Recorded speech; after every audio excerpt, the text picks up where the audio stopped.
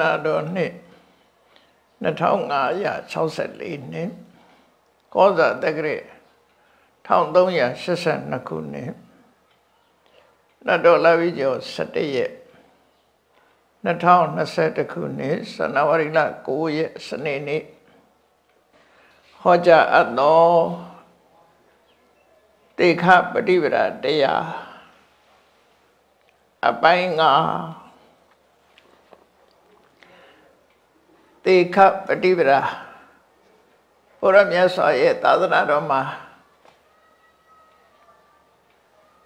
တရားဥတရားမြတ်ရဖို့ရကျင့်ကြံကြုတ်ကိုအထုတ်နေကြတဲ့ပုဂ္ဂိုလ်ရဲ့တွားရမယ့်လမ်းကြောင်းကျင့်ရမယ့်အကျင့်ပฏิပဒါတေခပုဂ္ဂိုလ်ရဲ့ကျင့်ရမယ့်အကျင့်ကိုရှင်နန္ဒမထေရမြတ်ဟောခဲ့တာဒီနေ့အပိုင်းငါးကစတင်ပြီးတော့ရှင်းပြရှင်နန္ဒမထေရမြတ်ဟောတော့ကတော့ပါဠိဘာသာနဲ့ဟောတာအဲ့ဒီပါဠိဘာသာကိုမြန်မာပြန်ရုံနဲ့ကအတိပ္ပယ်မပြည့်စုံလို့မပြည့်စုံဘူးဆိုတာနိုင်မှတ်သားတဲ့ပုဂ္ဂိုလ်တွေဖို့ပြည့်စုံမှာမဟုတ်သည့်အတွက်ကြောင့်ရှင်းလင်းဟောပြရတဲ့အခါမှာအပိုင်းငါးအထိအောင်အခုရောက်ရှိလာပြီပေါ့ရရှနနာမာတိကချပြီးတော့ဟောတဲ့အခါမှာနမတိကသီလနမနှစ်ကအိန္ဒြိယတုဂௌတ္တတော်ရနမသုံးကဘောဇနိမတ္တိညုတနမလေးကသာဂရိယဒုယောဂလို့နမငါးက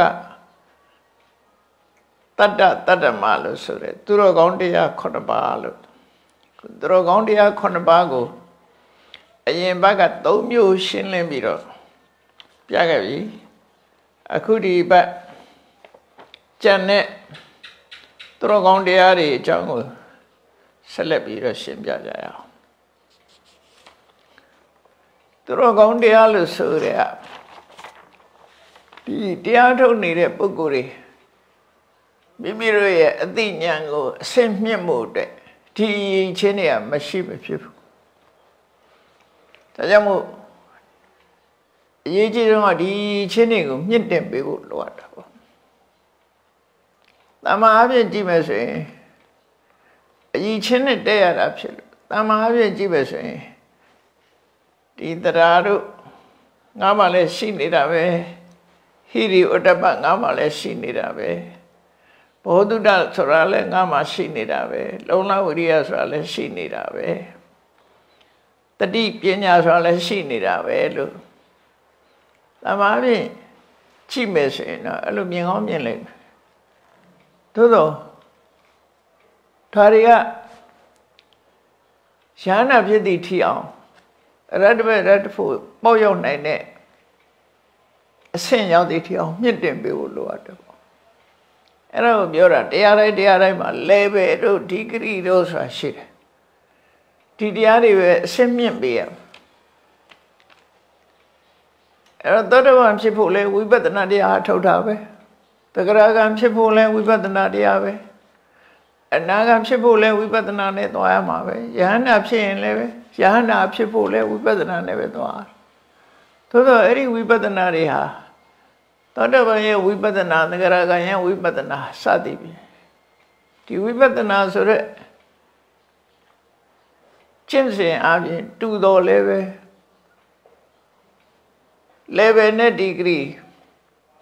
အဆင့်ချင်းကြတော့ကွာခြားတယ်လို့သူတို့ပြောအဲ့တော့အနာဂတ်ပုဂ္ဂိုလ်ကြည့်ပြီးယဟန္တာဖြစ်လောက်တဲ့ဝိပဿနာကြတော့သူကအဆင့်မြင့်ဆုံးဝိပဿနာပဲဖြစ်သောတပန်ရဲ့ဝိပဿနာနဲ့ကျင့်စဉ်တူတော်လည်းပဲသောတပန်ရဲ့ဝိပဿနာကနုနေသေးတယ်လို့ပဲပြောတော့သူ့အဆင့်နဲ့သူသွားတယ်ဒါကြောင့်မို့သူတော်ကောင်းတရား9ပါးဟာတမန်အပြင်ရှိနေတယ်လို့ယူဆကြရတော့လည်းပဲကိုယ်ပြချရမှုတွေရှိတယ်ဆိုတာကိုတတိထားဖို့နော်ပုရုဇဉ်တယောက်မှရှိတဲ့တတ္တနဲ့တတ္တပပုဂ္ဂိုလ်မှရှိတဲ့တတ္တအကျင့်မတူဘူး အဲ့ကွဲပြားခြားနားမှုလေးတွေရှိတယ်အဲ့တော့ဒါတွေကိုဆင့်မြင့်ပြရမယ်အဲ့ကောင်းပြီတတ္တာဆိုတာပြောခဲ့ပြီတတ္တာရှိသူတတ္တာဆိုတာဘလို့ဟာခေါ်တယ်ဆိုတာရှင်းပြခဲ့ပြီဟိရိနဲ့ဩတ္တပအကြောင်းကိုလည်းပဲရှင်းလင်းပြောဆိုခဲ့ပြီးပြီအခုဒီကနေ့ဘဟုတုတဆိုတဲ့လေးခုမြောက်အရေးချင်းတရားအကြောင်းကိုရှင်းပြအောင်ပူရင်းမှာရှင်အနန္ဒာကဘဟုတုတရှိတယ်ဆိုတာဘယ်လိုဟာခေါ်တယ်လဲဆိုဘဟုတုတောဟောတိတုတတရောတုတတနိရှောတရားအထုတ်နေတဲ့ပုဂ္ဂိုလ်တွေဟာတချို့ကပြောဆိုတတ်တယ်စာမလို့ဘူးလို့တရားမလို့ဘူးတရားပဲအထုတ်အောင်မယ်တရားနာတယ်မလို့ဘူးလို့ဒီလိုပြောတဲ့နေကြားဘူးတယ်ပေါ့နော်စာမလို့ရဘူးစာမရှိရဘူးစာရှိနေစာခန်းနေတဲ့တို့ပါတော့အဲ့ဒီပြောဆိုမှုတွေကတော့မှန်ကန်မှုမရှိတော့မရှိဘူးအဲ့ဒီမှာအရိယပုဂ္ဂိုလ်တွေတိခပုဂ္ဂိုလ်တွေကျမ်းမဲ့ကျင့်စဉ်ထဲမှာဘဟုတုတဆိုတာဘဟုတုတဆိုတာဘဟုကများတယ်တုတကကြားနာအပ်တဲ့တရားကြားတယ်ဆိုတာနာကကြားရုံကြားတာမဟုတ်နာယုံနာထားတာမဟုတ်သင်ယူထားတာလို့ဆိုလို့တယ်ဒါမို့ဘုဒ္ဓတကိုတခါတလေပြန်လို့ရှင်ဘုဒ္ဓတရှိတဲ့ပုဂ္ဂိုလ်ဆိုရင် great learned ဆိုပြန်အများကြီးသင်ထားတဲ့ပုဂ္ဂိုလ်အများကြီးသင်ထားတဲ့ပုဂ္ဂိုလ်သင်ထားရမယ်သူကသင်ရမယ်အကြောင်းအရာတစ်ခုကိုစာတွေ့ကြည်ကြည်ညက်ညက်သင်ထားတဲ့ပုဂ္ဂိုလ်ဖြစ်ဖို့လိုတယ်စာတွေ့ရှိနေစာခန်းနေတယ်လို့ပြောတဲ့လူကပြောသေးတယ်စာခန်းတာမဟုတ်ပါဘူးစာကြောင့်ဖြစ်ပေါ်နေတဲ့မာနကသာခံမှာပါစာကတော့မခံနော်အဲ့ဒါလေးတွေကိုတတိထားဖို့လိုတယ်ပေါ့ဘောဓုတရှိကိုရှိရမယ်တုတ္တဆိုတာမြတ်စွာဘုရားဟောတဲ့တရားဓမ္မတွေအဲ့ဒါတွေကိုအများကြီးသင်ယူထားရမယ်အများကြီးဆိုတာကိုယ်အတိုင်းတာရပါရှင်နန္ဒာတို့လိုပုဂ္ဂိုလ်မျိုးကြတော့ပိဋကတ်သုံးပုံလုံးသင်ထားတဲ့ပုဂ္ဂိုလ်ပဲဘောဓုတရှိတဲ့နေရာမှာတော့ရှင်နန္ဒာလိုပုဂ္ဂိုလ်မျိုးလိုကိုတတ်နိုင်တဲ့အတိုင်းတာရဘောဓုတတရားတွေကိုအများကြီးသင်ထားမယ်သင်ယုံမယ်လားတုတ္တဆိုတဲ့စကားတိုက်ရိုက်ပြောမယ်ဆိုလို့ရှိရင်သူကနားထောင်ထားတာနားထောင်ထားတယ်ဆိုတာနားထောင်ုံပဲလားနားထောင်တယ်ဆိုတာသင်ယူခြင်းပဲရှေးခေတ်ကသင်နေဆိုတာနားယူပြီးတော့သင်ရတာခဏခေတ်မှာစာအုပ်တွေဖတ်သင်တာတို့စာနဲ့မှတ်တာတို့ဖြစ်လာတာနော်ရှေးခေတ်ကတော့အားစိုက်ပြီးတော့စကားလုံးတွေကိုမှတ်ရတာဒါမှမဟုတ်နားနဲ့သင်တယ်ပေါ့ရှေ့ခေတ်ကတော့နားထောင်ပြီးတော့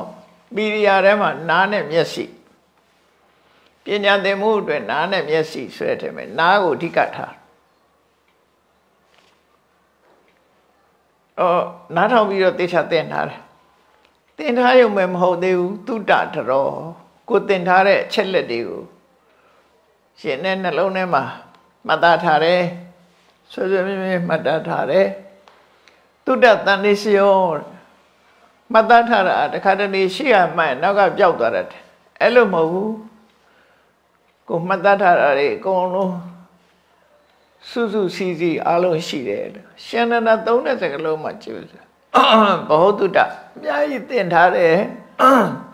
တုတ္တတရသင်ထားသမျှမှတ်ထားတယ်တုတ္တတန်နေစယမှတ်ထားသမျှဟာစုဆောင်ပြီးသားရှိနေတယ်ရင်နဲ့နှလုံးထဲမှာဒီလိုဆိုလို့နော်အဲ့လိုရည်ချင်းရှိရမယ်တဲ့အဲ့တော့ဘာတွေသင်တာတုံးလို့ဆိုတော့နောက်ကဆက်ပြရေတေဓမ္မာအာရိကလျာဏမစ္စေကလျာဏပရိယောဒနာကလျာဏမြတ်စွာဘုရားဟောတဲ့တရားတွေဟာဒီအကြောင်းအရာတစ်ခုဟာစတဲ့ညင်ဏိဒံအလယ်မှာသာသာအဆုံးမဏိကုံ အဲ့လိုလဲယူလို့ရတယ်ကျင့်စဉ်နဲ့ပတ်သက်ပြီးပြောမယ်ဆိုရင်အာရိကလျာဏအစကောင်းတယ်မြတ်စွာဘုရားရဲ့အဆုံးအမတရားတော်တွေမှာအစဆိုတာဘာလို့သီလအစပြောတာသီလအာသာသနာတအာဓိ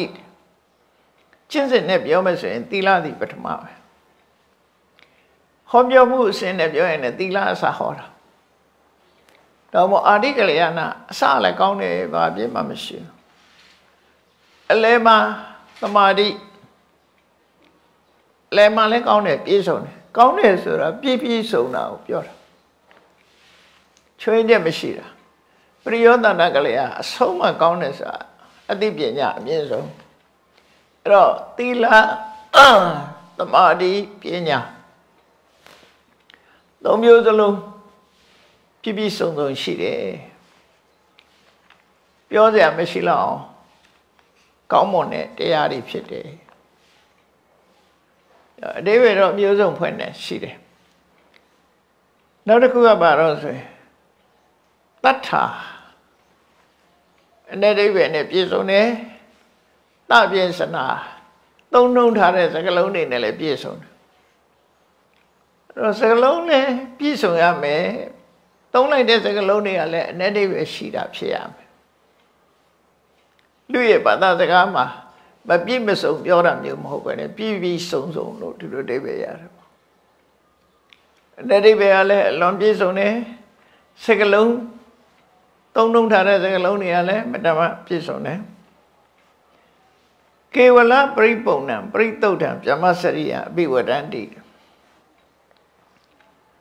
အနှစ်ချုပ်လိုက်မယ်ဆိုရင်တော့မဂ္ဂင်၈ပါးဆိုတဲ့အကျင့်ကိုဖွင့်ဆိုတာပဲဖြစ်တယ်မြတ်စွာဘုရားဟောတဲ့တရားတော်တွေကမဂ္ဂင်၈ပါးအကျင့်တရားကိုဖွင့်ဆိုတာပဲဖြစ်တယ်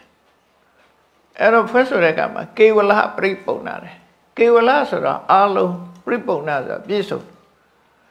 ဘယ်ဘက်ကမှမလို့လုံးဝပြည့်စုံတယ်ပရိသုဒ္ဓဒီထဲမှာအမှားအယွင်းကင်းစင်တာပရိသုဒ္ဓဘာမှအမှားအယွင်းမရှိဘူးတခုမှချွင်းချက်မရှိဘူးဒီလှုပ်ဆောင်ရတဲ့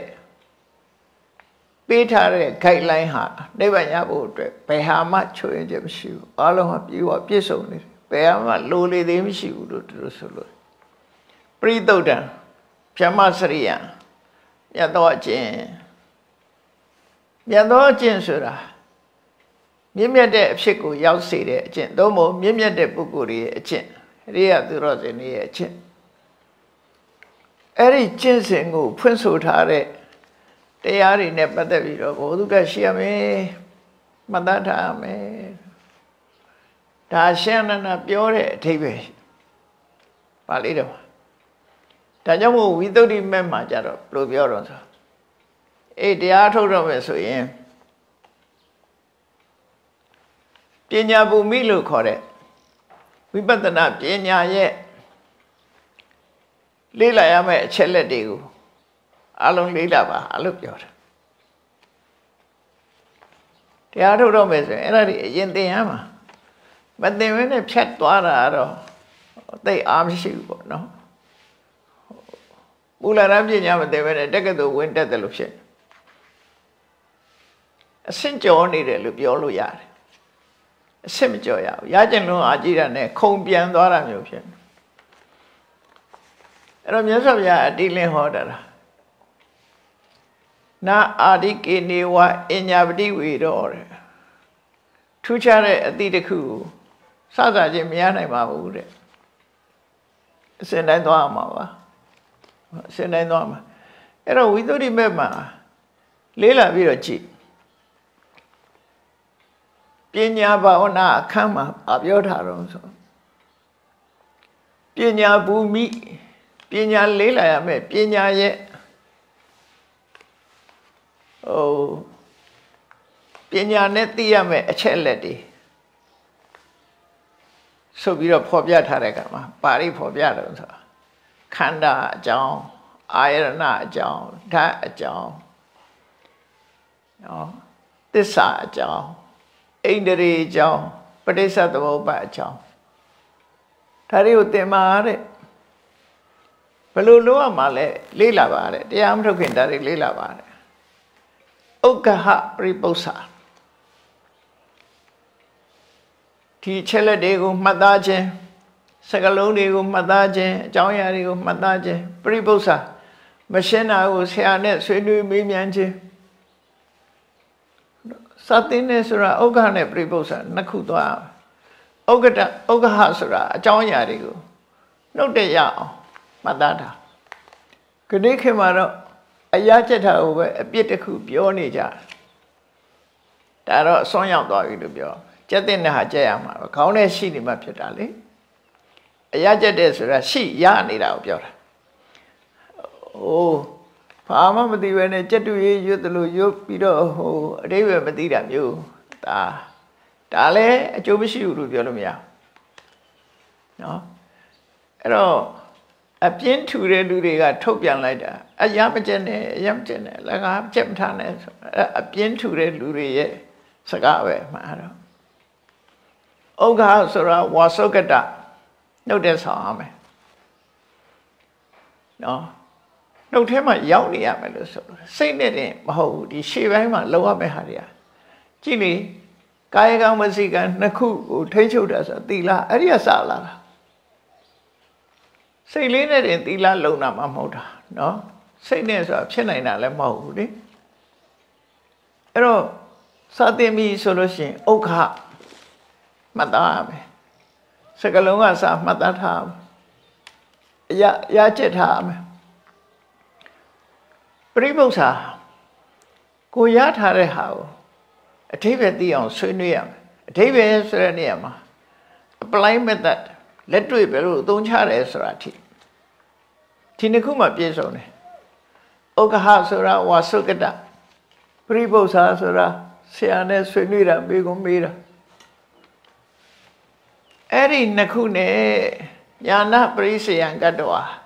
ဉာဏ်ကိုလေ့ကျင့်ပါတဲ့ဒီဉာဏ်ကိုပထမလေ့ကျင့်ပါပြီးတော့မှ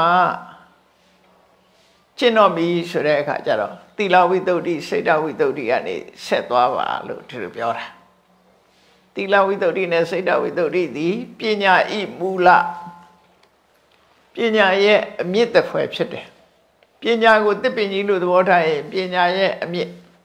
သီလနဲ့တမာတိဒီနှစ်ခုသီလဝိတ္တုစိတ်တဝိတ္တုနှစ်ခုသွားပါပြီးတဲ့အခါကျမှဒိဋ္ဌိဝိတ္တုကနေအထက်ကျတော့ပညာတရိရလို့ခေါ်တယ်ပညာကိုယ်တယ်ဒိဋ္ဌိဝိတ္တုဆိုတာပညာပဲပြောတာပညာကိုပြောတာသီလဝိတ္တုကသီလစိတ်တဝိတ္တုကတမာတိဒိဋ္ဌိဝိတ္တုကင်္ခာဝိတရဏဝိတ္တုမေဃညာဏတသနာဝိတ္တုပฏิပဒညာဏတသနာပฏิပဒညာဏတသနာဝိတ္တုညာဏတသနာဝိတ္တုဆိုတဲ့အကျန်တဲ့ဝိတ္တု၅ပါးကိုပညာတရိရလို့ပြောတယ်ပညာရဲ့ကိုယ်တယ်အခြေခံမြဲအောင်လုပ်ပြီးပညာရဲ့ကိုယ်တယ်ဒါပညာကိုယ်တိုင်ပဲပညာရဲ့အထီကိုအဲ့ဒါလို့သွားဖို့လမ်းညွှန်ထားတာနော်အဲ့ဒါတွေဝိတ္တုတွေကိုမသွားခင်ဘာလို့အောင်လဲပညာသင်ပါပညာသင်ရမယ်သင်တဲ့အခါမှာဥက္ကဟမယူခြင်းပရိပု္ပ္ပာဆွေးနွေးမေးမြန်းခြင်းလေ့လာခြင်းဘာတွေသင်ရမှာတော့ဆိုတာလေအတိအကျပြောတာခန္ဓာအကြောင်းသင်ဒါအခုခေတ်ဆိုလို့ရှိရင်တော့ဘုန်းကြီးတွေးမိတာပြောမယ်ဆိုရင်ဓာတ်ဆက်၈ပါးသင်လိုက်လို့ရှိရင်ခန္ဓာလည်းပါသွားမယ်အာနာလည်းပါသွားလူတွေရဲ့နေ့စဉ်ဘဝမှာဓာတ်ဆက်၈ပါးနော်အာရဏလည်းအကျုံးဝင်သွားမယ်ခန္ဓာလည်းအကျုံးဝင်သွားမယ်ဓာတ်ဆက်၈ပါးသင်လိုက်ရင်တော်တော်လေးပြည့်စုံတယ်လို့အကုန်မသိနိုင်တော့ဓာတ်ဆက်၈ပါးဆိုရင်တော်တော်လေးနောက်ပြီးရင်ပရိစ္ဆသမုပ္ပါဒ်သစ္စာဆိုတော့အကျဉ်းဆုံးပြောတာအကြောင်းအကျိုးအလုံးလုံးမှာဒုက္ခနဲ့သမုဒယဒီနှစ်ခုပဲနော်အလုံးလုံးတာဘက်ကသစ္စာကအလုံးလုံးမှာဒုက္ခပေါ်မှာဘက်ကသစ္စာအလုံးမှာအဲ့တော့ဒီအကြောင်းတရားတွေကိုတော့ဒီ subject တွေကိုတော့သင်ရမယ်သင်ပြီးပြီဆိုတော့မှခုနလုပ်ငန်းခွင်ဝင်ပါလို့ပြောတာဒါတွေမသင်မဲနဲ့အလုပ်ခွင်ဝင်တဲ့အခါကျတော့ဘာတွေဖြစ်တော့ဆိုတောင်းတောင်းအီးတွေမြင်ပြီးတော့ meditation movie ကြည့်ပြီးတော့ခြေနှက် meditation movie ဆိုပြီးတော့စိတ်ထဲမှာပေါ်လာတာလေးတွေကိုကြည့်ပြီးတော့ဟို မျောနေတတ်တယ်တတိထားဖို့လိုတယ်အဲ့ဒါစိတ်ကိုထိမ့်သိမ့်လိုက်တဲ့အခါမှာစိတ်ထဲမှာအာယုန်ထဲမှာအမျိုးစုံပေါ်လာတယ်အဲ့ဒီပေါ်လာတာတွေကိုပဲတရားတို့တရားမြတ်လို့အောက်မေ့ပြီးတော့စိတ်ဟာအာယုန်ပေါ်မှာမျောပါနေတတ်တယ်မျောပါနေသည့်ကြောင့်ရှေ့မတက်တော့ဘူးသွားရောဘာကြောင့်မတက်တာတော့ဆိုအခြေမခိုင်အခြေခံမရှိလို့တူပြောအောင်နော်အဲ့တော့လောလောကူကူနဲ့တော့ရတာမဟုတ်ဝိသခ9နှစ်သမီးလေးနဲ့ရသွားတယ်ဆိုပြီးတော့ဝိသခလောက်ခဲ့တဲ့ချစ်ကြံခဲ့တဲ့အချိန်ပိုင်းတွေကိုထဲမတွက်ဖက်နဲ့ဒီဘဝလေးတင်ကြည့်ပြီးပြောလို့မရဘူးเนาะဒီဘဝလေးတင်ကြည့်လို့ပြောလို့မရဘူးအဲ့တော့အသိဉာဏ်ဆိုတာအကွဲပြားခြားနားမှုရှိတယ်အေးဒါကြောင့်မို့ဒီဘ ਹੁ တုတ္တဆိုတဲ့အပိုင်းမှာသင်ကိုသင်ရမယ်ဆိုတာတေခပတိဝရမှာဒါဟုတ်ထည့်ပြောတာเนาะသင်ပြည့်စုံဖြစ်အောင်အကုန်နားလည်လောက်ကိုသွားမဲ့ကိုလုံးမဲ့အလုတ်ခွင်အကြောင်းကိုတေးသေးချာချာလေးလာပြီးမှလုံးပါလို့ပြောတာဒါအလွန်စနစ်ကြတာပဲခဏခေတ်မှလည်းပဲဒါလောကီအလုတ်တောင်မှပဲသင်ပြီးတော့မှလုံးလို့ရတာလေမသင်မဲ့လုံးမှားကုန်မှာပေါ့သင်ပြီးတဲ့အခါမှာလက်တွေ့ဖော်ဆောင်မှာဒါစာထဲမှာလည်းဒီတိုင်းပဲရှိတာအဲ့တော့ဟုတ်ပြီဒါဘ ਹੁ တုတ္တရှိဖို့ဆိုတာဒါတွေလောရမယ်ဆိုတာဘာတွေဘ ਹੁ တုတ္တတော့ဆိုတာအနှစ်ချုပ်ပြီးတော့ပြတာခုနတခြားတွေရောမသိရဘူးလဲဆိုမြတ်စွာဘုရားဟောသမျှတရားတွေအကုန်လုံးသိရမှာသိနိုင်တယ်အကုန်လုံးသိလို့ရဒါအရေးကြီးတဲ့ main subject လောက်ပဲခုနပြောတာခန္ဓာအာရဏဓာတ်ဒါတွေသိရမယ်ဆိုတာ main subject အနေနဲ့ပြောတာအနှစ်ချုပ်ကအဲ့ဒါဟုတ်ပြီအဲ့ဒီလိုဘ ਹੁ တုတ္တရှိလာပြီးတဲ့နောက်သင်ထားပြီးတဲ့နောက်ဘာလို့အောင်ကျိုးပန်းအထုံးမှုတဲ့ဝီရိယနံပါတ်5ဆက်ပြီးတော့ပြောထားတယ်သူတော်ကောင်းတရား9ပါးထဲမှာမင်းကျိုးပန်းအထုံးမှုဝီရိယလို့တာမမဆိုပဲနဲ့အာရတ္တဝီရိယဆိုတာပြည့်စုံတဲ့လုံလားပြောညံ့တဲ့လုံလားမဟုတ်ဘူးလို့ဆိုလိုတယ်နော်ပြည့်စုံတဲ့လုံလားပြည့်စုံအောင်ကြိုးပမ်းထားတဲ့လုံလားဝီရိယရှင်းမယ်တဲ့အဲ့ဒီအာရတ္တဝီရိယနဲ့ပတ်သက်ပြီးရှင်းနာဘယ်လိုရှင်းတော့ဆိုအာရတ္တဝီရိယောဝိဟရတိအကုသလနံဓမ္မနံဘာဟာနာယကုသလနံဓမ္မယနံဥပတံပရာယအကုသိုလ်တရားတွေဖယ်ရှားဖို့ကြိုးစားရမယ်တော့အကုသိုလ်တရားတွေဖယ်ရှားဆိုတာကိုယ်တဏ္ဍမှာလောဘမဖြစ်အောင်ဖြစ်လာရင်တွန်းလှန်ဖယ်ရှားတော့အကုသိုလ်တွေကစိတ်ထဲမှာပေါ့လာနိုင်တော့အကျဉ်းစားအနုစားတချို့ကအနုစားလေးကိုအကုသိုလ်မှတော့မသိလိုက်တာရှိရလေဟိုတရားထုတ်လို့အလင်းရောင်လေးရလိုက်တာနဲ့သို့မဟုတ်ငြိမ်းချမ်းမှုလေးရလိုက်တာနဲ့ဝင်ပြီးတော့ဘသူကလာဘသူဝင်လာတော့ဆိုတွေ့တာမှုဆိုတဲ့တဏှာဝင်လာအဲ့ဒါအကုသိုလ်ကြီးပဲအဲ့ဒါကိုလက်ခံထားလိုက်လို့ရှိရင်သွားရောသူကမိတ်ဆွေအောင်ဆောင်ဝင်လာတာလေတရားထုတ်နေတဲ့ပုဂ္ဂိုလ်တွေမှာမိတ်ဆွေအောင်ဆောင်ဝင်လာအဲ့ဒါကိုလက်ခံမိရင်သွားပြီရှိတဲ့တော့သူတို့ဆိုလို့တယ်အဲ့တော့အကုသိုလ်ဆိုတာအကျဉ်းစားရှိတယ်အနုစားရှိတယ်မသိပသာရောသိသိသာသာရောလူတဏ္ဍမှာဝင်လာတတ်တယ်အဲ့ဒီဝင်လာမဲ့အကုသိုလ်တရားတွေကိုအကုသလနံဓမ္မနံဘာဟာနာယအကုသိုလ်တရားတွေဖယ်ရှားဖို့ကြိုးစားနောက်တစ်ဖက်ကကုသလနံဓမ္မနံဥပတံပရာယကုသိုလ်တရားတွေပြည့်စုံမှုကြိုးစားကုသိုလ်တရားဆိုတာဘာတွေကိုပြောတာတော့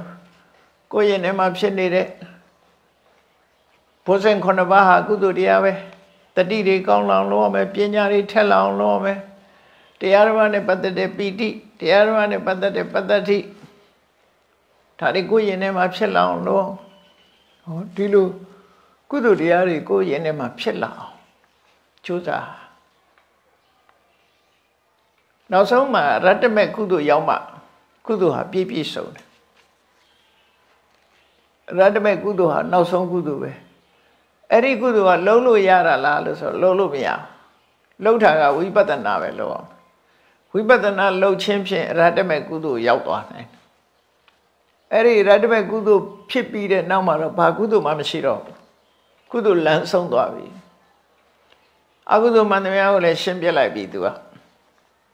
အကုသိုလ်လည်းမရှိတော့ဘူးကုသိုလ်လည်းမရှိတော့ဘူးယဟန္တာဖြစ်တဲ့ဆိုတာအဲ့ဒါကုသိုလ်အကုသိုလ်နှစ်ခုလုံးကုန်သွားတဲ့သဘောကိုပြောတာနော်ဘာလို့လဲဆိုခန္ဓာကိုယ်ထဲမှာအစိတ်တောက်နဲ့ဆေးဝါးစိတ်တောက်တွေကုန်သွားရင်ဆေးတောက်เสียမလို့တော့တယ်လို့ပဲသူကလည်းသူအဆိုးတွေမရှိတော့အဆိုးမရှိရင်ဒီအဆိုးကိုဖြေပြောက်တဲ့ဟာလဲလိုအပ်ချက်မရှိတော့အဲ့ဒါကြောင့်ယဟန္တာပုဂ္ဂိုလ်ကျတော့လုံးသမျှအကျိုးပြုတဲ့အရာတွေကိုကရိယာလို့ခေါ်လိုက်တာကုသိုလ်လို့မခေါ်တော့ဘူးဟုတ်ပြီအဲ့တော့အကုသိုလ်ဖယ်ရှားဖို့ဆိုတာတော့အကုသိုလ်ကမာနဆိုတာလေဗဒမဖယ်ရှားခက်တဲ့အရာတစ်ခုကိုအထင်ရောက်ရင်မာနပဲတော့ဥဒိစ္စ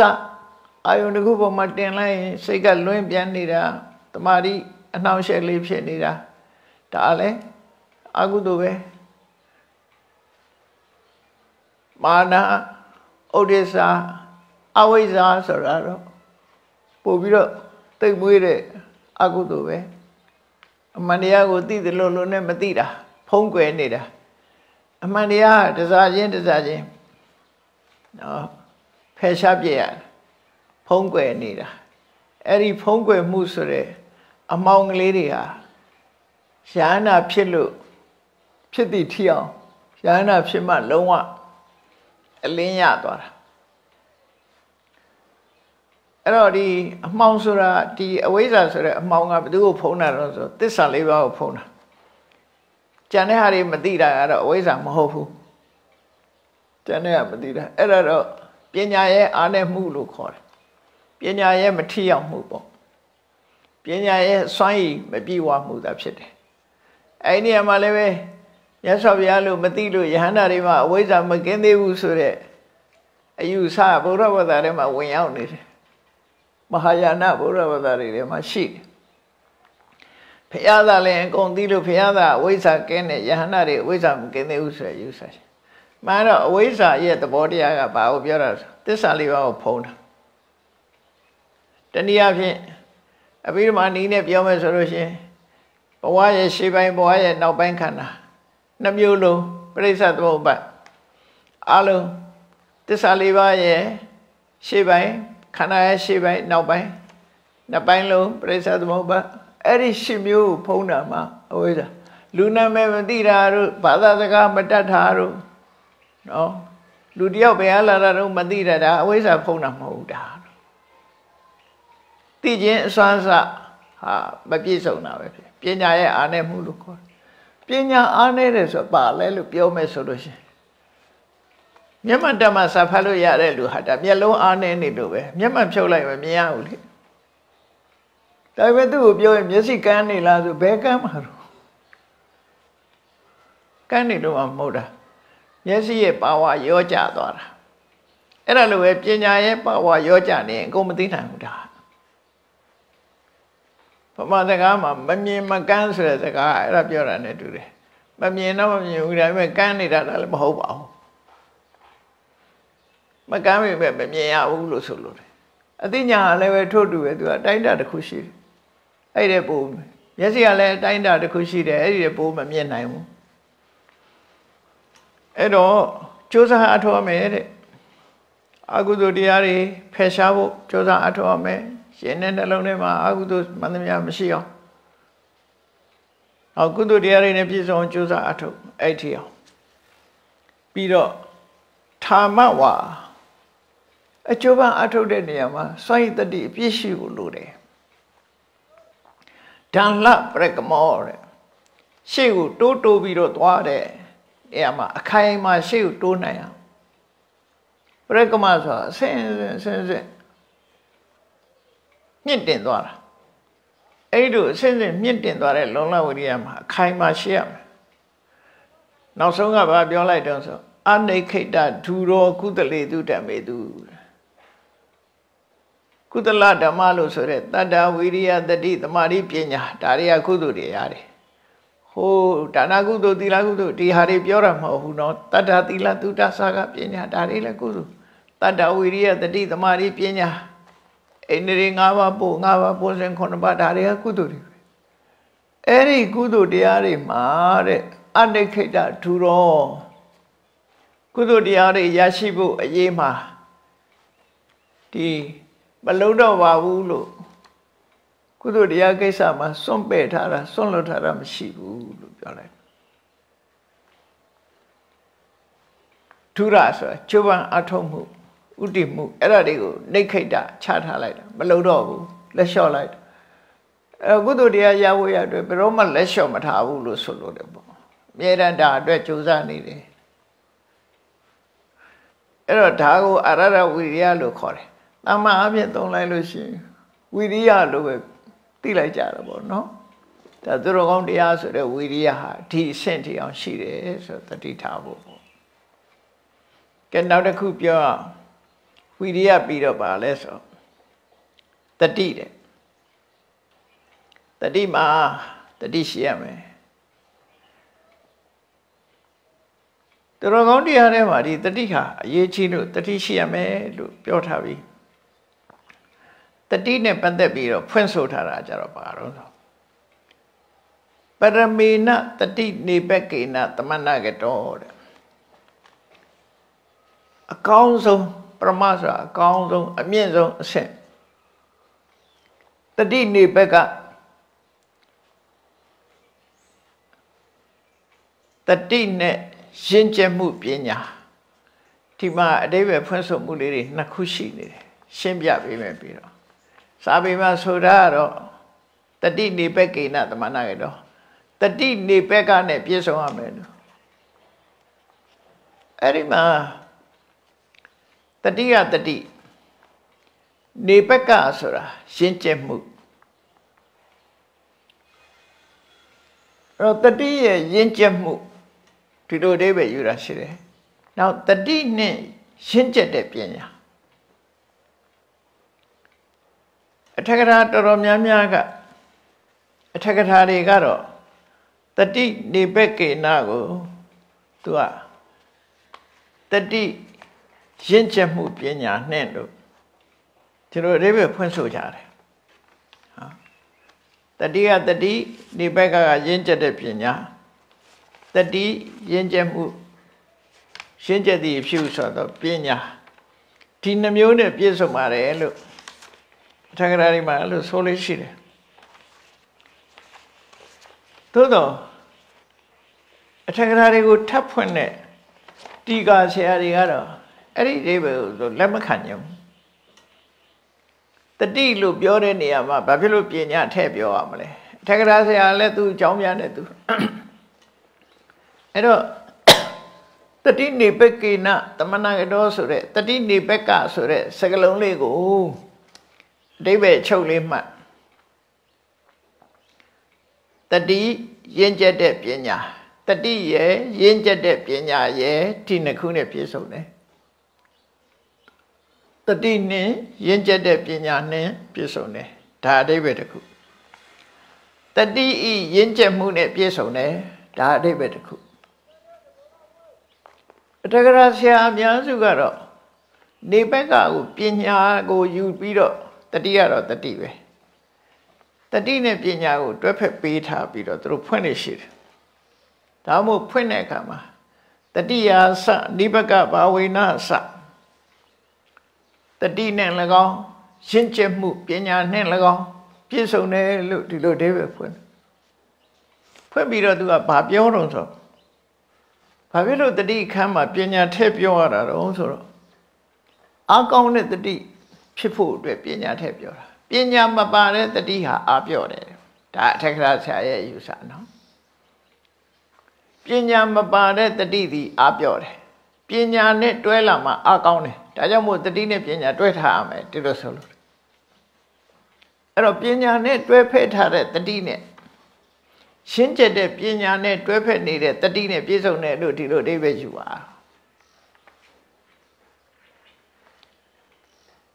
အဲ့ဒါကိုထပ်ဖွင့်တဲ့တိကာဆရာတွေကတော့သူတို့သဘောမကျတဲ့သဘောပေါ့နော် တခါတလေထက်ကရာဆရာကအဖွင့်ကိုတီးကားဆရာလည်းသဘောမကျတာလေးတွေရှိတယ်ဒါကတော့ယူဆလေးတွေပေါ့နော်အဲ့ဒီကိစ္စမှာတီးကားဆရာတွေကတော့တတိနေပက္ကိနာကိုဘလို့အဓိပ္ပာယ်ယူလို့ဆိုတတိရင့်ကျက်မှုနဲ့ရင့်ကျက်မှုရင့်ကျက်တဲ့တတိလို့ဆိုလို့အရင့်ကျက်တဲ့တတိဆိုတာဘာလို့ဆိုထက်မြက်ရဲရင်တဲ့တတိစွမ်းဆောင်မှုပေးနိုင်တဲ့တတိတတိကလည်းပြောညံ့တဲ့တတိကရှိသေးတာကိုထက်မြက်ပြီးစွမ်းဆောင်မှုပေးနိုင်တဲ့တတိကိုတတိနိဗ္ဗကလို့သူတို့ကယူလို့တယ်ဒီနေရာမှာပညာထည့်ပြီးတော့ယူတာဟာတဲ့ဘာပြောတော့ဆိုရင်ခုတ်ရတဲ့တပါရှာရတလွဲဒီလိုဟာပြောဖြစ်နေတယ်ကြောင်းကြိုက်တခြားအဟွာတခြားလို့ပြောကြတယ်လို့ပေါ့နော်တတိအကြောင်းပြောနေတာဘာလို့ပညာကြီးကပါလာအောင်လဲဒါအတိကဆရာတွေကတတိပြောနေတာဘာဖြစ်လို့ပညာထည့်ပြောရမလဲပညာထည့်ပြောတာသူတို့သဘောမတူပညာလည်းနောက်ဆုံးအချက်လက်မှာပညာသိတတ်လာမှာကိုအဲ့တော့ဒီနေရာမှာအဓိပ္ပာယ်နှစ်ခုကတတိရင့်ကျက်မှုတတိရင့်ကျက်မှုသို့မဟုတ်ရင့်ကျက်သောပညာနဲ့တတိပေါ့ရင့်ကျက်သောပညာနဲ့တွဲဖက်နေတဲ့တတိသူဒီလိုဆိုချင်တာပေါ့ရိုးတတိမဟုတ်ပညာနဲ့တွဲဖက်အဲ့ဒါနဲ့ပတ်သက်ပြီးတော့စာပေကျမ်းကနေမှတခြားအထက်ကရာတွေကရေးလေးရှိတဲ့စကားလေးတစ်ခုရှိတယ်နာဟိတတိဝိရိတာပညာနာမအဋ္ဌိ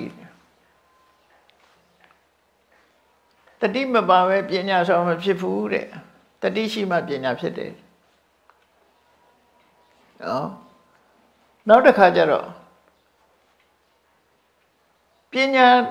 နဲ့တွဲနေတဲ့တတိယမှာအားကောင်းတာတဲ့ပညာမပါတဲ့တတိယအားမရှိဘူးတဘောအဖြစ်ကတော့ဒါကတော့ပြောတဲ့အခါမှာသာခွဲပြောနေရတာကိုအည်ချင်းတွေကတော့ပြည်နေရမှာပဲလေအည်ချင်းတွေကတော့ဒါတစ်ခုတည်းပဲအားလုံးဟာစွမ်းဆောင်မှုတွေသူ့ဟာနဲ့သူစွမ်းဆောင်မှုတွေပေါင်းထားတဲ့ဆိုတော့ဘလို့နားလဲရမလို့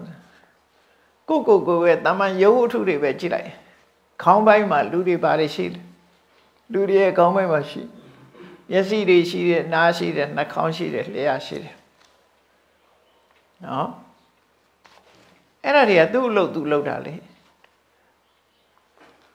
မျက်စိကလည်းကြည့်မြင်ုံမြင်နိုင်တာလေနားကလည်းကြားယုံကြားနိုင်တာလေနှာခေါင်းကလည်းအနံ့ရဖို့အတွက်ပဲလျှာလည်းရသသိဖို့အတွက်ပဲသူ့အလုပ်သူလုပ်တာသို့တော့အဲ့ဒါတွေတစ်ခုချွေရင်းသွားလို့ရှိရင်လူဟာပြည့်စုံတော့ဖြစ်တော့အဲ့မျိုးလိုပဲသဘာဝတရားတွေလည်းအလုံးအစုံနေတာပေါင်းစပ်ပြီးလုံးလုံးကြတာပြောမယ်ဆိုရင် equally important ပေါ့အလုံးအရေးပါတာပဲတတိလည်းရေးပါတယ်ပညာလည်းရေးပါတယ်အလုံး equally important တခုမှဖယ်လို့မရသို့တော့သူတို့ဟာသူ့အလုပ်သူလုပ်ကြတယ်မျက်စိလှုပ်ကိုနားမလုံနိုင်ဘူးနားလှုပ်ကိုမျက်စိလှုပ်လို့မရဘူးနှာခေါင်းလှုပ်ကိုနားဝင်လှုပ်လို့မရဘူးသူ့လှုပ်နဲ့သူပဲအလုံးဟာတရားဓမ္မသိဖို့ရကြ equally important တတိတို့ပညာတို့ဆိုတာတတိလှုပ်ကိုပညာဝင်လှုပ်လို့မရဘူးပညာလှုပ်ကိုလည်းတတိဝင်လှုပ်လို့မရဘူးသို့သောသူ့လှုပ်ကိုသူလှုပ်ပြီးပေါင်းစပ်လိုက်တာသူကိစ္စသူရှိကြတယ်ကိုယ်ကိစ္စနဲ့ကိုရှိနေကြတယ်အလုံးဟာထက်မြက်နေရမယ်သူတို့ဆိုလိုတာပေါ့အဲ့တော့ဒါဘောဓုဒအနေနဲ့ပြောတာအဲ့တော့ရှင်နန္ဒာကရှင်းပြတယ်တတိရှိတယ်ဆိုတာတဲ့ပရမေနနေပက္ကိနသမဏကတောရှင်းကျက်တဲ့ပညာနဲ့တွဲဖက်နေတဲ့တတိရှိတာဖြစ်ရမယ်အကောင်းဆုံးတတိရှိသူဖြစ်ရမယ်သို့မဟုတ်တတိရဲ့စွမ်းဆောင်မှုကောင်းတဲ့စွမ်းဆောင်မှုကောင်းတဲ့တတိနဲ့ပြည့်စုံတဲ့ပုဂ္ဂိုလ်ဖြစ်ရမယ်ပျော်ညံ့တဲ့တတိမဟုတ်ဘူးလို့ဆိုလိုတယ်ဒီနေရာနောက်ပါဆက်ပြောတော့ဆိုစိရကတံပိစိရဘာတိတံပိတရိတာအနုတ္တရိတာ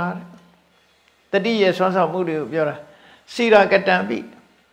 ဟိုးအကြာကြီးတုန်းကလှုပ်ခဲ့တာတွေပြန်ပြီးတော့အမှတ်ရတယ်စိရဘာတိတံပိ နှစ်ပေါင်းများစွာအကြာကြီးကပြောခဲ့တဲ့စကားတွေပြန်အမှတ်ရတယ်ဒါကြတော့အမှတ်ရတာလို့ပြောနော်တရိတာအမှတ်ရတယ်အနုတ္တရိတာပြန်ပြီးတော့အမှတ်ရတယ်စိရကတံပိစိရပါတိတံပိဆိုဘလို့တတိကောင်းတယ်ဆိုတာတတိကောင်းတဲ့မထေရကြီးတွေရဲ့အကြောင်းကိုရေးထားတော့ရှိတယ်နော်ရေးထားရှိတယ်မထေရကြီးတစ်ပါးဆိုရင် तू မွေးပြီး9ရက်လောက်ကစာရင်မှတ်မိတယ်နော်ဒီဟိုကရှေ့ကပုဂ္ဂိုလ်ကြီးတွေတတိဘလောက်ကောင်းတော့ဆို तू မွေးပြီး9ရက်လောက်မှာသူ့အမေကပန်းကြီးပန်ထားပြီးတော့ပန်းလမ်းတိကောင်တိဟိုတွေဒီခါရပัญจမပါမှာရှေ့တော့တော့အဲ့ခေါင်းပေါ်ပန်ထားတဲ့ပန်းကြီးအမေလုံးတဲ့လူကသူ့ကိုကုန်းနိုင်ရင်ကနေပြီးပန်းကြီးသူ့ရင်ဘတ်ပေါ်ပြုတ်ကြတယ်ဆိုတာဒါကိုမှတ်မိတယ်ဒီမြတ်သားထားနောက်မထေရကြီးတစ်ပါးဆိုမြို့တကားဘောက်ကနေစောင့်ကြည့်ပြီးတော့လူတွေထွက်သွားတဲ့လူတွေကိုသူကြည့်ထားလိုက်ပြောင်းဝင်လာရင်နာမည်ပါပြောနိုင်တယ်ဘယ်သူလာပဲဘယ်သူဆိုအဲ့လိုထင်အောင်တတိကောင်းတယ်ဆိုရဲမှတ်တမ်းတွေရှိတယ်နော်ခင်းနစ်ဆန်တော်ချိန်ဝင်မှာပေါ့ခဏခေတ်မှာဆိုတိပိဋကတရာဆရာမင်းကုန်းဆရာတော်ကြီးဆိုရင်ခင်းနစ်ဆန်ချိန်ပဲစာမျက်နှာဘလောက်မှတ်တယ်ဆိုပြီးတော့ဆန်တော်ချိန်ထဲမှာအဲ့ဒီတတိမျိုးတွေကိုဆိုလိုတယ်ပေါ့နော်အဲ့လိုထင်အောင်တတိကောင်းတယ်ဒါမို့စိရကတံပိစိရပါတိတံပိတရိတာအနုတ္တရိတာအဲ့ဒါကိုတတိမှလို့ပြောတာကိုငါလည်းတတိကောင်းတာပဲလို့ဒီလိုမောင်းမိတ်တွေနဲ့ဒီတတိမျိုးရှိဖို့လိုတယ်လို့ဆိုတော့အဲ့တော့တတိနဲ့ပတ်သက်ပြီးခုခေတ်မှာပြန်ရတယ် mindfulness လို့ပြန်ကိုသိတဲ့အင်္ဂလိပ်ကိုဘာသာစကားမဟုတ်တော့အတိအကျကြီးတော့မပြောနိုင်ဘူးပေါ့နော်ကိုနားလဲတာပြောမယ်ဆို mindfulness ကအခုလက်ရှိဖြစ်ပေါ်နေတဲ့အကြောင်းအရာတစ်ခုကိုအာယုံစိုက်တာပတ်သက်တာအတိတ်ကမှတ်မိတာကြတော့ mindfulness မဟုတ်တော့ဘူးဟိုမနေ့ကပြောခဲ့တဲ့စကားတွေဟိုအရင်တစ်နေ့ကပြောခဲ့တဲ့စကားတွေကြ mindfulness memory ဖြစ်သွားပြီအဲ့ကြမှတ်မိတာအဲ့ကြတော့ memory ကောင်းတယ်လို့ပြောတာ mindfulness ဆိုတာအခုလုံးလုံးစေအာယုံစိုက်နေတာအဲ့တော့တတိဆိုတာနဲ့ပတ်သက်ပြီးနေ့ခေတ်မှာတော့ mindfulness ပဲပြန်နေချာတတိထားစရာတော့ဒီမှာပြောတဲ့အတိတ်ပဲကတော့ memory လို့ပြောနေတာကွာနော်မှတ်ဉာဏ်ကောင်းတယ်လို့ပြောတာမှတ်မိတယ်သူတတိကမှတ်မိတယ်မှတ်မိတယ်ဆိုရဲကသူကဖြစ်တုန်းကလည်း mindfulness ဖြစ်မှမှတ်မိမှာပေါ့မှတ်မိတယ်ဆိုတာဟာအဲ့ဒါခုခေတ်ဗမာတွေကတော့မှတ်ဉာဏ်ကောင်းတယ်လို့ပြောကြတာပေါ့ဒါလည်းတတိနဲ့ဉာဏ်နဲ့တွဲဖက်ပြီးပြောတဲ့သဘောပဲမှတ်ဉာဏ်နော်မှတ်တာတတိဉာဏ်ဆိုတာမှတ်တာမဟုတ်ဘူးသိတာအဲ့တော့မှတ်ဉာဏ်ကောင်းတယ်ဆိုတာတတိမှတ်တာကတတိဉာဏ်ကပညာတတိနဲ့ပညာတွဲပြောတဲ့သဘောပဲအဲ့ဒါအဲ့တော့မှတ်ဉာဏ်ကောင်းတာကိုရည်ညွှန်းပြီးတော့ဒီနေရာမှာတတိမာလို့ပြောတာမှတ်မိရမယ်အဲ့တော့အမြဲတမ်းကောင်းတဲ့အရည်ချင်းတွေပဲလေဒါသူတော်ကောင်းတရားဆိုတာသူတော်ကောင်းတွေရရှိသူတော်ကောင်းတွေရဲ့ယင်ထဲမှာရှိတဲ့အရည်ချင်းတွေ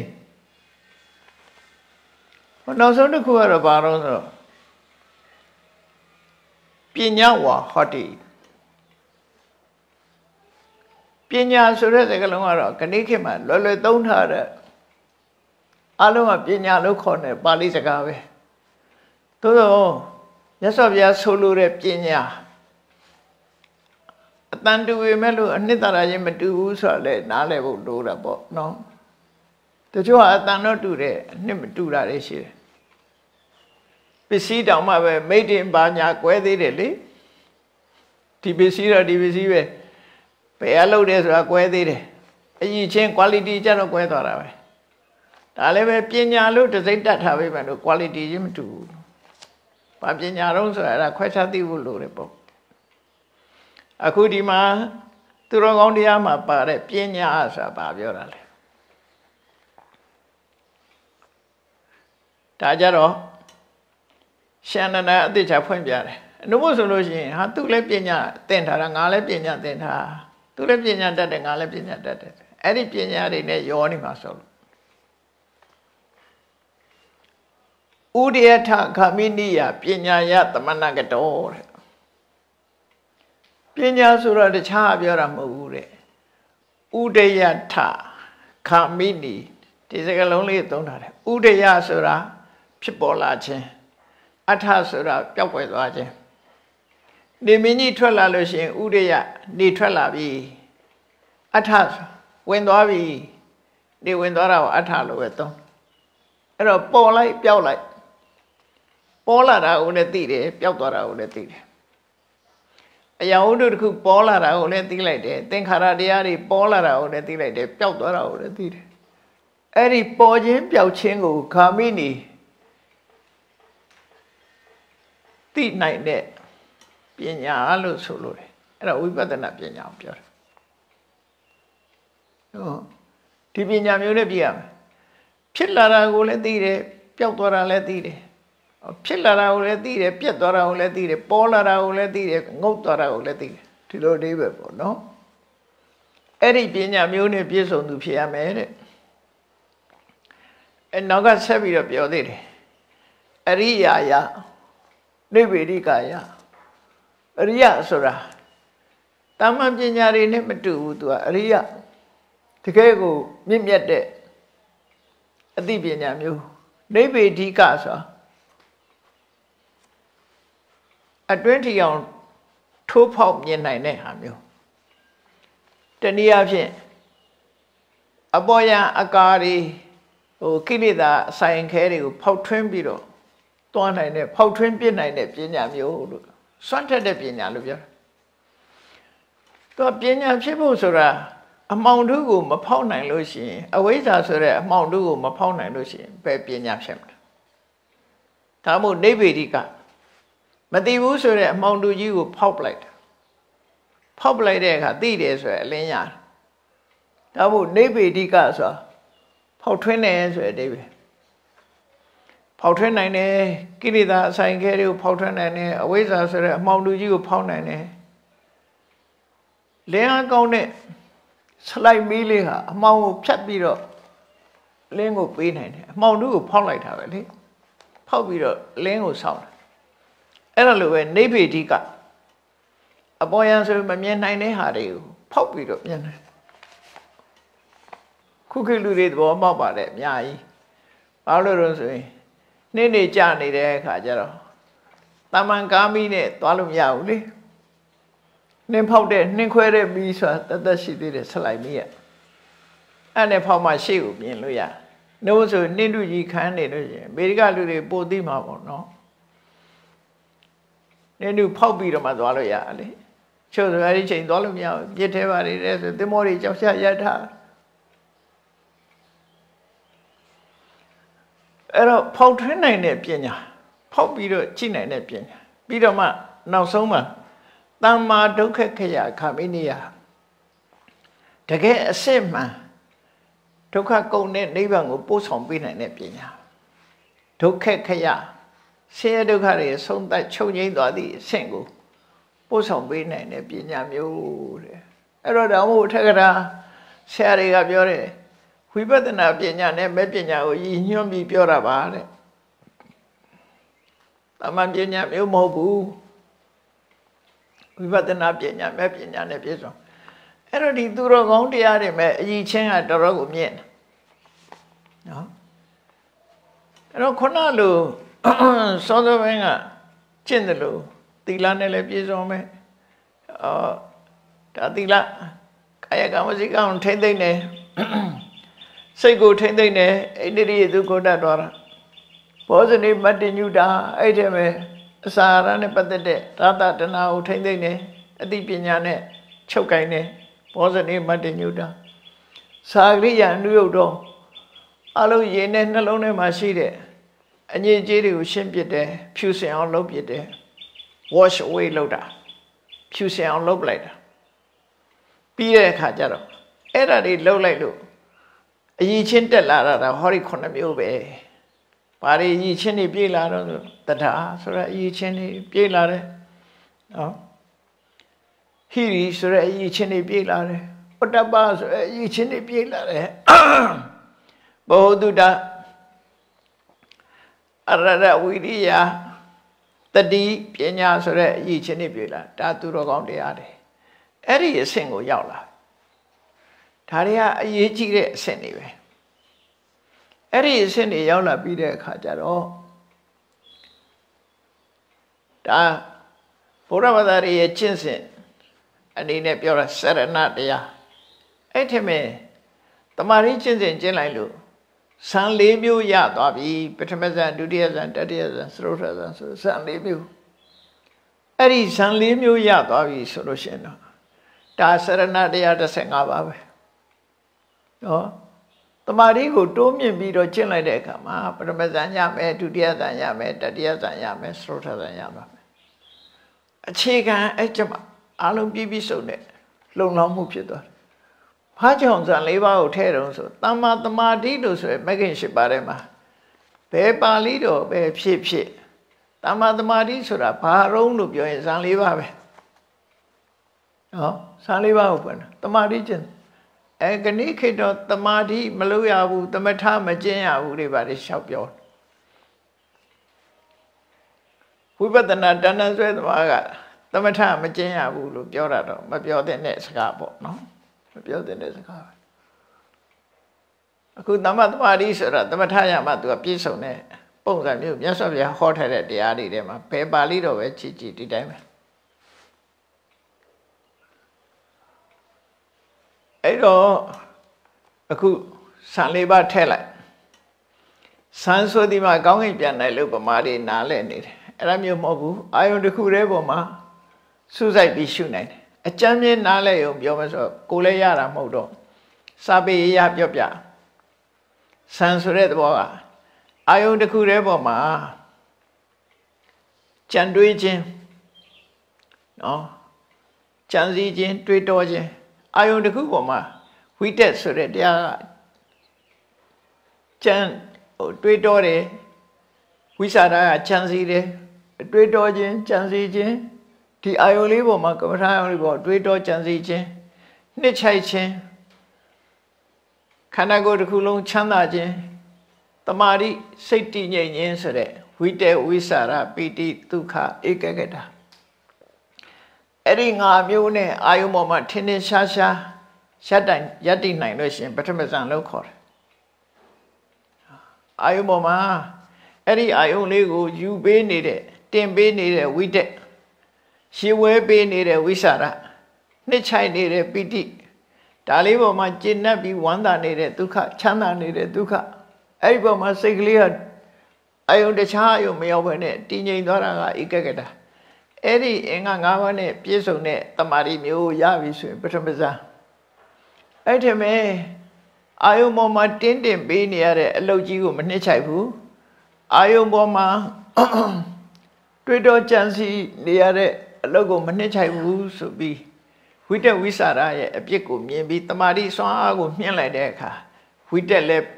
နောက်တစ်ခါအာယုံပေါ်မှာပါမလာတော့ဝိစာရကလည်းပါမလာတော့ပိတိဒုက္ခဧကဂတနှိမ့်ချိုက်တယ်ချမ်းသာတယ်တည်ငြိမ်တယ်တမာရီရတယ်ဒီသုံးခုတည်းနဲ့နေလို့ရှိရင်ဒုတိယဇန်အဲ့ဒါပဲပိတိဆိုတဲ့သဘောကခန္ဓာကိုယ်ထဲမှာတိမ့်လှုပ်ရှားမှုရုပ်ထဲမှာလှုပ်ရှားမှုစိတ်ထဲမှာလှုပ်ရှားမှုလေးဖြစ်သည့်အတွက်ကြောင့်သူ့ကိုအပြစ်မြင်လာတဲ့အခါတမာရီစွမ်းအားကိုမြင်လိုက်ပိတိကလည်းမပါတော့ဘူးတည်ငြိမ်ချမ်းသာတာနဲ့ဒီစိတ်တည်ငြိမ်မှုရဲ့ဒီနှစ်ခုတည်းနဲ့နေလို့ရှိရင်တတိယဇန်လို့ခေါ်တယ်အဲ့ဒီထဲမှာချမ်းသာခံစားမှုကလည်းပဲတိတာလွန်အားကြီးနေတော့ဒီ feeling ကြီးကိုမလိုချင်တော့ဘူးတည်ငြိမ်တာတမာရီရဲ့အနှောက်အယှက်လို့စိတ်ကထင်ပြီးတော့ဒုက္ခကိုပယ်လိုက်တဲ့အခါဝေဒနာဆိုတာလုံးဝပယ်လို့မရဘူးအဆင့်ပဲမြင့်လို့ရတယ်ဒုက္ခဝေဒနာကိုဥပိ္ပခပြောင်းလဲလိုက်ပြီးဥပိ္ပခဝေဒနာနဲ့ထားတယ်ဥပိ္ပခဝေဒနာဆိုတာတည်ငြိမ်မှုပဲ balance ဟိုဘက်ဒီဘက်မကြရောက်တော့ဘူးသူငြိမ်သွားတယ်အဲ့ဒီဥပိ္ပခဧကဂတနှစ်ခုနဲ့နေသရုတ်ထဇန်လို့အဲ့ဒီဇန်၄ပါးရလိုက်တာနဲ့တပြိုင်တည်းပါဖြစ်သွားတော့အလုံး ဝိဇ္ဇာစရဏတရား15ပါးဆိုပြည့်သွားပြီနော်ကာမဂုဏ်အာယုန်တွေကထွက်ခွာလိုက်လို့ဝိတဝိสารပိတိဒုက္ခအဟုသို့တရားတွေကနေဆုတ်ခွာလိုက်ပြီးတော့ငြိမ်းချမ်းတဲ့တရားဓမ္မနဲ့နေနိုင်တဲ့အဆင့်မျိုးပထမဇန်ဒုတိယဇန်တတိယဇန်သရုတ်ဇန်ရောက်သွားပြီဆိုလို့ရှိရင်အဲ့ဒီပုဂ္ဂိုလ်ဟာဘုရားဘာသာမှာစရဏတရား15ပါးလုံးဝပြည့်သွားပြီနိဗ္ဗာန်ရောက်ကြောင်းတရားတွေပြည့်ပြည့်ဝကျင့်သွားပြီအဲ့ဒီဇန်၄ပါးကိုအချိန်မရွေးကိုကစိတ်ကို rest လုပ်တိုင်းအာယုန်တစ်ခုကိုအာယုန်ပြုလိုက်တိုင်းပထမဇန်ဒုတိယဇန်တတိယဇန်သရုတ်ဇန်အဆင့်လိုက်ဟောဘယ်ဇန်နဲ့ပဲဖြစ်ဖြစ်ကိုယ်စိတ်လေးကိုအာယုန်တစ်ခုပေါ်မှာတည်ထားနိုင်ပြီရင့်ကျက်လာပြီအချိန်မရွေးလုံနိုင်လာပြီဆိုလို့ရှိရင်အဲ့ဒီသေခပုဂ္ဂိုလ်ဟာဒီသေခပฏิပဒါကျင့်နေတဲ့ပုဂ္ဂိုလ်ရဲ့ဒီလမ်းကြောင်းဟာဒီတိုင်းပဲနေဒီဟာတွေနဲ့ပြည့်စုံပြီးဒီလမ်းကြောင်းပေါ်မှာရောက်နေပြီဆိုလို့ရှိရင်ဘာနဲ့ဥပမာတူတော့ဆိုလို့ရှိရင်သူကမပုတ်တဲ့ကြက်ဥလို့ဖြစ်သွားပြီနော်ကြက်ဥဆိုတာကြက်မရဲ့ဝတ်ပေးနေရတယ်အငွေပေးရတယ်အဲ့ဒါမှသူကမပုတ်တာနိုးဆိုပုတ်သွား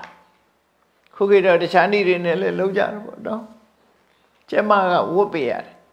ဝတ်ပေးထားတဲ့ကြက်ဥကမပုတ်ဘူးမပုတ်တဲ့ကြက်ဥနဲ့အလားသဏ္ဍာန်တူတယ်မပုတ်တဲ့ကြက်ဥဒီဘာဖြစ်မလဲပေါက်မယ်အကောင်ပေါက်လာမယ်အဲ့ဒါကိုရှန္ဒနာဆက်ပြောတယ်အခုပြောတဲ့စရဏတရား15ပါးနဲ့ပြည့်စုံရင်တဲ့အပု္ပ္ပန္ဒတာယသမဏဂတောအပု္ပ္ပန္ဒဆိုတာပု္ပ္ပန္ဒဆိုတာပုတိအန္တနော်ပုတိအန္တကိုပြောင်းထားတဲ့စကားလုံးအန္တဆိုတာကျဲဥငှက်ဥပုတိဆိုတာပုတ်သွားတာမပုတ်ဘူးမပုတ်တဲ့ကျဲဥငှက်ဥနဲ့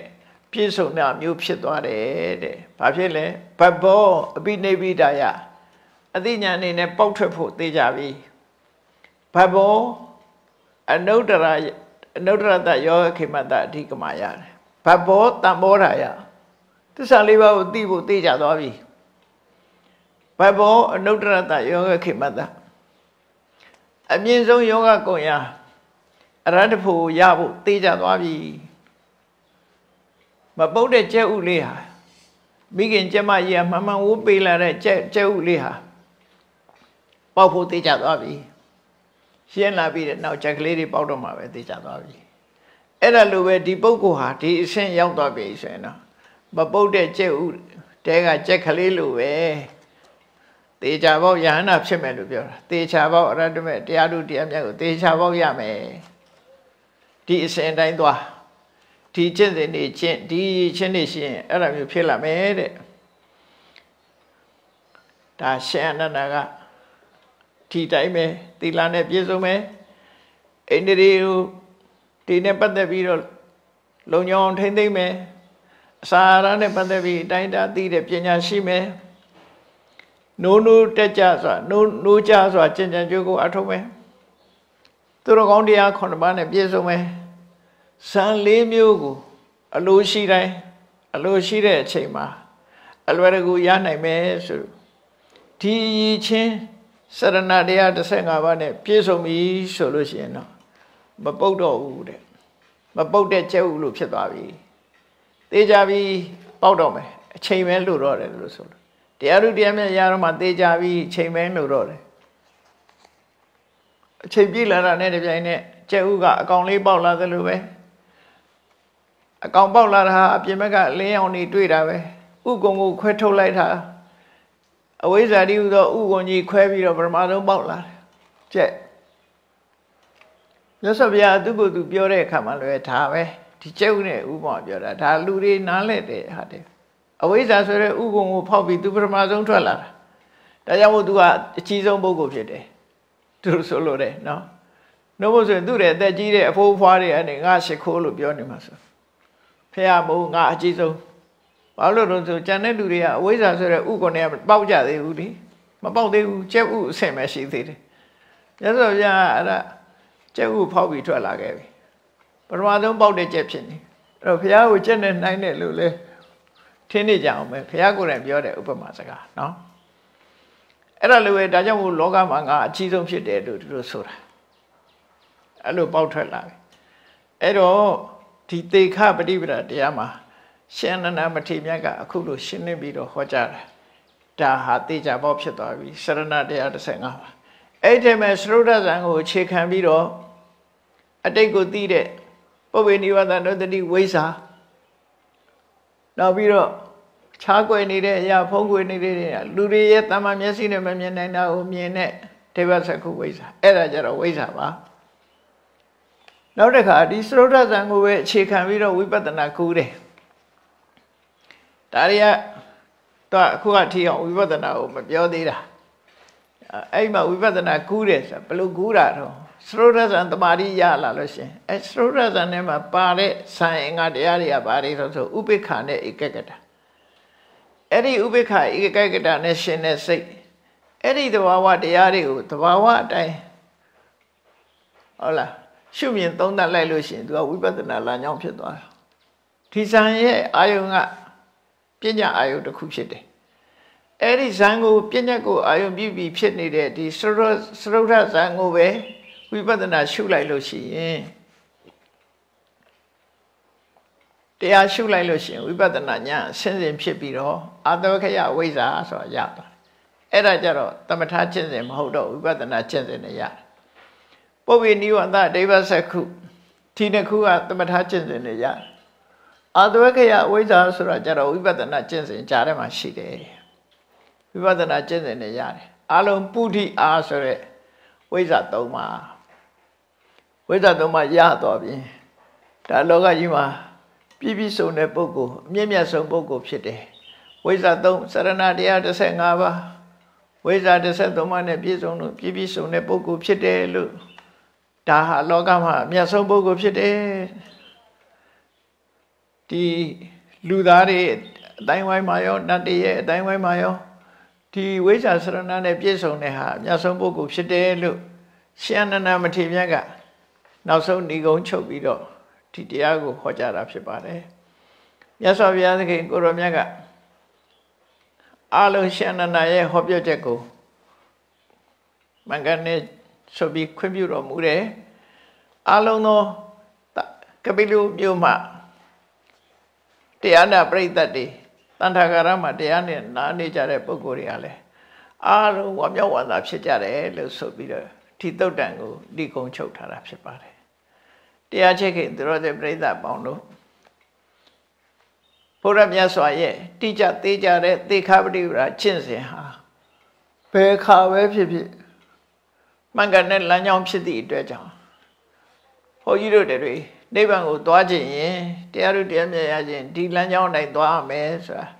ဒီလမ်းကြီးကဖြူးနေတဲ့ highway ကြီးလို့ဖြစ်နေနော်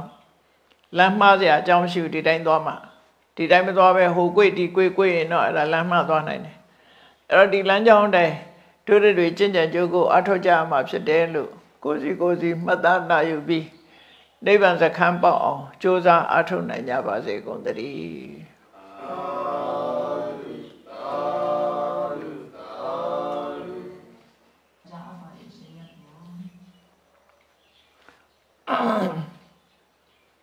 အာယုံပြုထားတယ်